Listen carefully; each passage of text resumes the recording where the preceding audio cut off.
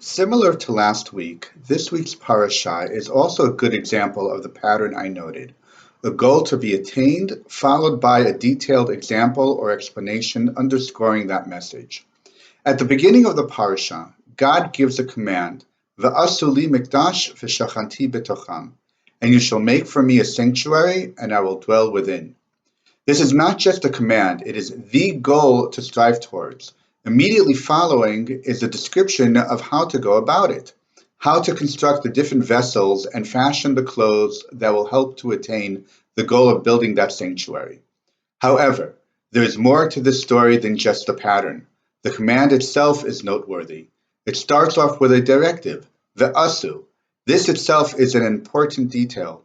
Typically, the accent in Hebrew is on the second syllable of a word, milra, as opposed to being on the first syllable, mil'el, as it is in English or in Yiddish. The accent of this directive, the asu, is mil'el, on the first part of the word, rather than milra, the second part. Two, because of the word that follows, li, the rules of grammar cause the accent to move from the latter part of the word to the beginning, and we see that this accent shift occurs many times in Tanakh as well as in davening. Nevertheless, when the accent is moved forward, it also alters the understanding of the word by adding more depth to it and broadening its meaning. Accordingly, the emphasis here on the first syllable va'asu suggests that it's not just a command for the collective, but it is applicable to every single person as well. Each and every person needs to be an active contributor and not just a passive spectator. Each person needs to be an active participant in the creation of the mikdash, of God's space in this world.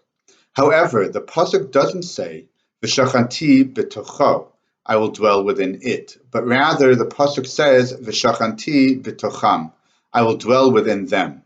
Putting the two parts of the pasuk together, it means that any place where one builds a mikdash, God will dwell within it. On a homiletic level, however, it means something much deeper. Kedusha doesn't just occur. It needs to be made to happen. One must actively create the Kedusha in order for it to come about. That place can be anywhere or anytime. It can be a permanent physical structure in the heart of Israel, or it can be ad hoc in no man's land, or some combination in between. What matters is you. Do you imbue the place with Kedusha? Do you bring holiness in what you do such that God's presence is keenly felt?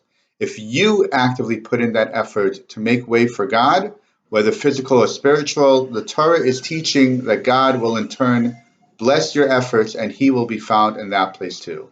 May each and every one of us merit to work towards building that place for God in this world, and may God bless our efforts by dwelling within it too. Shabbat Shalom.